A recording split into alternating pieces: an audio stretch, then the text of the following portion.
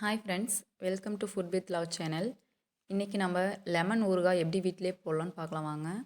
நம்ம மரத்துலேருந்து பறித்த லெமன் இதெல்லாம் நல்லா வாஷ் பண்ணி நல்லா எடுத்துக்கோங்க. அதை ஒரு துணியில் நல்லா காய வச்சுக்கோங்க. ஏன்னா கொஞ்சம் கூட ஈரம் இருக்கக்கூடாது. ஈரம் இருந்ததுன்னா ஊறுகாய் கெட்டுக்கும் சீக்கிரமாக. அதனால் நல்லா வாஷ் பண்ணிவிட்டு நல்லா ட்ரை ஆக்கி விட்டுட்டு நம்ம அறுக்கிற கத்தியில் கூட எந்த ஈரமும் இருக்கக்கூடாது. சாப்பர் பிளேட்லேயும் எதுவுமே இருக்கக்கூடாது.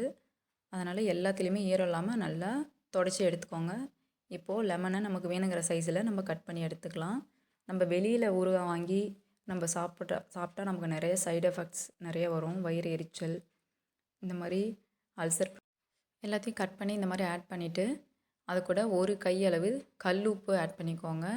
உப்பு எந்த அளவுக்கு சேர்க்குறோமோ அந்த அளவுக்கு ஊறுகாய் கெடாமல் இருக்கும். குலுக்கி விட்டு வச்சுருங்க. இந்த மாதிரி 2 days ஒன்ஸ் குலுக்கி விடுங்க. இப்போ ஊறுகாய் நல்லா ஊறிடுச்சு 2 நாள். இப்போது அதுக்கு தேவையான தாளிக்கிறதுக்கு பொடி ரெடி பண்ணிக்கலாம் வாங்க. அதுக்கு ட்ரை பேனில் 2 ஸ்பூன் கடுகு எடுத்து நல்லா ரோஸ்ட் பண்ணுங்கள். நல்லா வறுத்து எடுத்துருங்க. பொரிஞ்சு வந்தால் தான் நம்ம எடுக்கணும். நெக்ஸ்ட்டு அதை வறுத்து தனியாக வச்சுட்டு அது கூட 2 ஸ்பூன் வெந்தயம் ஆட் பண்ணி வெந்தயத்தையும் நல்லா வறுத்து எடுத்துகிட்டு வந்துடலாம். வெந்தயம் நல்லா கலர் மாதிரி நல்லா வாசனை வந்ததுக்கப்புறம் தான் எடுக்கணும். இதை தனியாக வச்சுருங்க. அடுத்தது 2 ஸ்பூன் ஜீரகம் ஆட் பண்ணி அதையும் வறுத்து எடுத்துக்கலாம். இதை மூணையும் நல்லா ஆற வச்சு பொடி பண்ணிக்கோங்க. நல்லா ஃபைன் பவுடராக அரைச்சி எடுத்துகிட்டு வந்துடலாம். இப்போது எப்படி ஊறுகாய் தாளிக்கிறதுன்னு பார்க்கலாம் வாங்க. ஒரு இரும்பு கடாயில் 1/4 லிட்டர் எண்ணெய், கடலை எண்ணெய் எடுத்துக்கோங்க. நல்லா பியூர் எண்ணெய் எடுத்துக்கோங்க. நல்லா எண்ணெய் காஞ்சி வரட்டும். அது கூட 4 ஸ்பூன் கடுகு, 1 ஸ்பூன் உளுத்தம்பருப்பு சேர்த்து நல்லா பொரிய விடலாம்.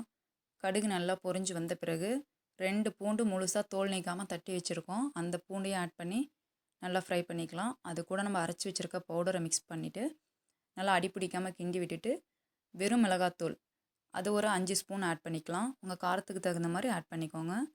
ஆட் பண்ணி உடனே ஸ்டவ் ஆஃப் பண்ணிடலாம். ஸ்டவ் ஆஃப் பண்ணிவிட்டு அந்த லெமன் ஊறி இருக்க லெமன் எடுத்து அதில் கொட்டி நல்லா கிண்டிக்கலாம். இப்போது நீங்கள் உப்பு டேஸ்ட் பாருங்கள். உப்பு எவ்வளோ இருக்குதுன்னு பார்த்துட்டு உப்பு பத்தலைன்னா தூள் உப்பாக நல்லா தூவி விட்டுருங்க. அந்த சூட்லேயே உப்பு கரைஞ்சிடும். இது கூட இந்த ஸ்டேஜில் பெருங்காயத்தூள் ஆட் பண்ணிக்கோங்க. நான் மறந்துட்டேன், அதுக்கப்புறம் தான் ஆட் பண்ணேன். பெருங்காயத்தூள் ஆட் பண்ணிக்கிட்டிங்கன்னா இன்னும் வாசனையாக இருக்கும். இந்த ஊறுகாய் நீங்கள் சில்வர் டப்பாலையோ இல்லை பிளாஸ்டிக் பாட்டிலையோ போட்டு வச்சிட்டிங்கன்னா நமக்கு 6 மாதம் வரைக்கும் கூட கெடாது. ட்ரை பண்ணி பார்த்துட்டு எப்படி இருந்ததுன்னு சொல்லுங்கள். ரொம்ப ஒரு டேஸ்ட்டான ஊறுகாய் ரெடி ஆயிடுச்சு. வீடியோ பிடிச்சிருந்து சப்ஸ்கிரைப் பண்ணுங்கள். தேங்க்ஸ் ஃபார் வாட்சிங்.